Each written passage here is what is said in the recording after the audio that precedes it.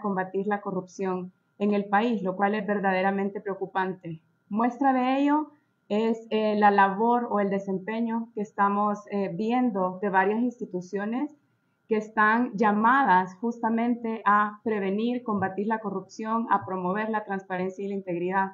Entre ellas podemos mencionar al Instituto de Acceso a la Información Pública, al Tribunal de Ética Gubernamental, a la Corte de Cuentas de la República, a la Fiscalía General de la República, entre otras, que con el trabajo que están realizando no están abonando para cumplir estos compromisos anticorrupción. Vamos a tener ahora una breve exposición sobre la evaluación que se ha hecho desde sociedad civil, que es un informe sombra respecto a el reporte que presenta el Estado salvadoreño sobre el cumplimiento de esta convención.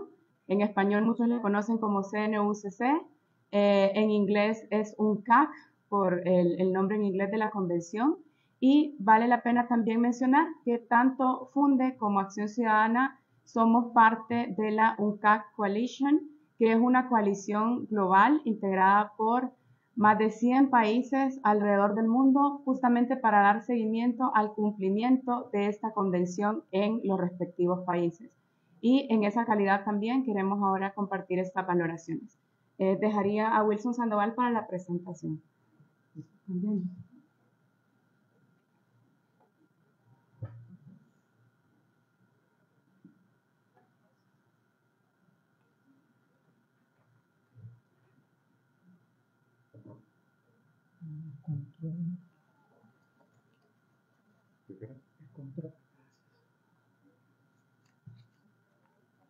Bien, tengan todos buenos días. Gracias por acompañarnos esta mañana. A continuación, quiero hacer una breve presentación sobre el estado actual del cumplimiento de la Convención de las Naciones Unidas contra la Corrupción. Hay una pequeña aclaración que quiero hacer antes. Desde el mes de marzo venimos trabajando en un informe paralelo que se genera de la sociedad civil organizada. En este caso lo estamos haciendo desde la FUNDE, junto con el apoyo técnico de la UNCAC Coalition. Y a la fecha este informe paralelo aún no ha cerrado, es decir, lo seguimos desarrollando y estaría cerrado en el mes de diciembre. Sin embargo, hay algo preliminares que tenemos ya y que son necesarios compartirlos de cara a que también el Estado en paralelo está avanzando con el desarrollo de ese informe. Entonces, en ese sentido, tuvimos a bien el presentar algunos hallazgos técnicos preliminares de manera que ustedes puedan tener un preámbulo de cómo va el asunto, aunque, como repito, en diciembre vamos a tener el informe completo que con todo gusto creo que vamos a poder compartir con ustedes. Son más de 80 páginas, entonces ahora voy a presentar un pequeño resumen, ¿no? Nada más de los principales hallazgos. Para empezar, algo bastante corto, la Convención de las Naciones Unidas contra la Corrupción es el instrumento por excelencia universal, es decir, que está desarrollado a nivel global para combatir la corrupción y que monitorea a Naciones Unidas a través de su oficina contra la droga y el delito. Más de 150 países la han suscrito, entre ellos El Salvador, que desde el año 2004 es adoptante, por así decirlo, de forma completa. La convención tiene diversos capítulos, obviamente no los vamos a desarrollar todos hoy, entonces vamos a centrarnos en dos capítulos que son los que el informe está analizando, que son el capítulo 2, medidas preventivas, y el capítulo 5, recuperación de activos, con especial énfasis en el capítulo número 2, que es el de medidas preventivas. Actualmente estamos en el segundo ciclo de evaluación de la convención, que va del año 2015 a junio de 2024, y como repetía, son valoraciones preliminares de estos dos capítulos. Solo para que ustedes puedan tener una pequeña explicación de cómo funciona, porque no es tan conocido, ¿no?, el mecanismo. La evaluación se hace por ciclos de 5 años. En este caso, el ciclo en que estamos ahorita se vio un poco afectado por el tema de la pandemia, por eso se ha extendido hasta junio de 2024, como decía en este slide, y tiene 3 etapas lo que es la evaluación. La etapa 1, que es donde los estados, en este caso el Estado salvadoreño, debe o debió de haber completado una lista de verificación que la hacen de manera informática, la mandan ellos directamente a Naciones Unidas, a la oficina que mencionaba. La etapa 2, que es el examen de pares, En este caso, en el ciclo que está El Salvador, le corresponde a Guyana y a Malta, países que evaluarían, ¿no?, cuál es el cumplimiento en El Salvador de la convención. Y en la etapa 3, que se desarrolla un informe país y se presenta un resumen ejecutivo, que es enviado precisamente a la oficina que mencionaba de Naciones Unidas. Vale la pena mencionar de que la última evaluación fue en el año 2015 y en ese momento el Estado salvadoreño hizo público tanto el informe preliminar el informe ejecutivo y el informe país. A la fecha, no sabemos si el Estado salvadoreño va a hacer público este informe ni las conclusiones del mismo. Hoy por hoy no hay información oficial que pueda indicarnos dónde estamos de esta etapa. Uno puede revisar la página de Naciones Unidas y se ve que el Estado salvadoreño no ha proporcionado ninguna información que permita verificar cómo está la situación actual del informe. Como decía, los capítulos 3 y 5 son los que estamos evaluando. Rápidamente, el 2015, o cómo cerró El Salvador en el 2015. Hay algunas consideraciones que se hicieron para el Estado salvadoreño. Una, que había que promover una ley sobre extinción de dominio. Esa se cumplió después de 2015 porque hay una ley actualmente, ¿no? Otro par de recomendaciones fueron que había que fortalecer la sección de probidad y la coordinación entre la sección y la fiscalía. Una recomendación que pues pareciera que no se retomó después del año 2015 por el Estado salvadoreño. Otra fue que había que inhabilitar, por ejemplo, todos los funcionarios públicos que cometieran delitos de corrupción. Tampoco se legisló en ese sentido, ¿verdad? Si en el Código Penal no está una inhabilitación contra aquellos funcionarios que cometieron un acto de corrupción. Así nos quedamos en 2015, que fueron los capítulos previos a lo que vamos ahora a analizar. De los capítulos que hoy queremos comentar, hay unas primeras cuestiones que quisiera detallar, y es cuál ha sido el proceso que se ha llevado a cabo.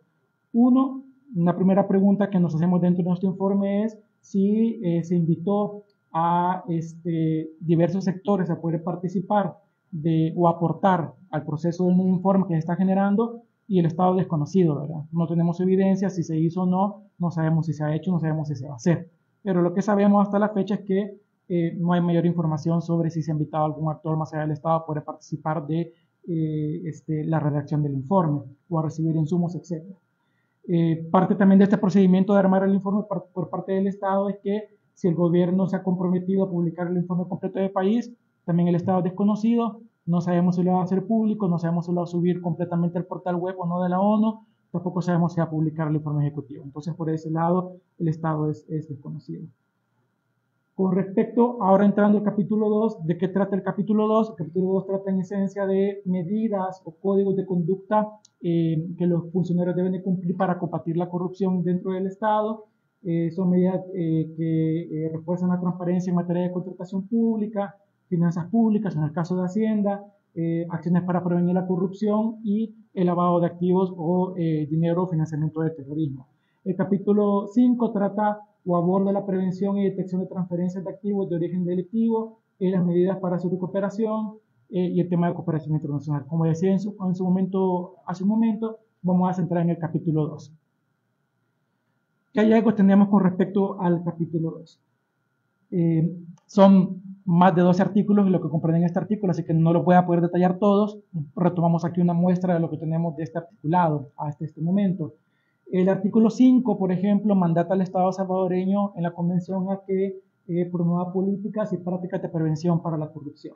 En este caso, de acuerdo a nuestro informe paralelo a la fecha, hemos considerado que el estado el desarrollo de este artículo, es decir, la aplicación de políticas y prácticas para la prevención de la corrupción, no se ha aplicado. Y que en ese sentido, cuando hablamos de la aplicación práctica de la misma, consideramos que es pobre. ¿Por qué hemos llegado a esta conclusión? Dos cosas interesantes acá. Primero, no hay una política pública. Ustedes no van a encontrar una política pública donde el Estado ha definido enfrentar el tema de la corrupción de manera directa. Un ejemplo de esto es que no existe una ley, por ejemplo, que articule a todos los organismos que conforman parte del sistema de rendición de cuentas, es decir, una ley que aglutina a la Fiscalía, a la PDH, a la PGR, al TEC, para poder enfrentar bajo una política o bajo un solo paraguas, bajo el tema de la corrupción. Hay algunas deficiencias que hemos encontrado también, aparte de que no existe un marco normativo para ello. Hay que recordar que el Estado salvadoreño está suspendido actualmente del Open Government Partnership ¿Por qué razón? Porque no presentó un plan precisamente para promover la transparencia. En ese sentido, este organismo decidió no inhabilitarlo por el momento. Entonces son muestras de por qué consideramos entonces de que hay una situación pobre del estado de la aplicación de prevención de la corrupción. Es decir, no identificamos ningún esfuerzo concreto para poder prevenir la corrupción. Aparte de eso, otra deficiencia que hemos identificado en este punto es que las instituciones no están evaluándose a sí mismas con respecto al cumplimiento de sus atribuciones para combatir la corrupción. Un ejemplo es que pedimos información pública a la Corte Suprema de Justicia sobre una planificación que con el financiamiento de INL y el financiamiento también de otros cooperantes internacionales habían establecido una estrategia para combatir la corrupción dentro de la Corte. A la fecha de respuesta de la Corte es que esa estrategia no está funcionando y que esperan que el año 2023 se pueda retomar. La justificación es que por el tema del COVID no se está aplicando una estrategia de evaluación y aplicación contra la corrupción, para dar una muestra de la situación actual dentro de la Corte. La siguiente es con respecto al tema del empleo al sector público. Lo que manda acá la convención es que todo aquel tema de empleo dentro del sector público se haga sobre criterios de meritocracia, sobre criterios de elección transparente, etc. En ese sentido, consideramos también que el estado de la aplicación de la ley es no aplicado y consideramos también que hay un cumplimiento pobre. Si bien hay alguna normativa, como por ejemplo la ley de servicio civil, esta ley data de los años 60.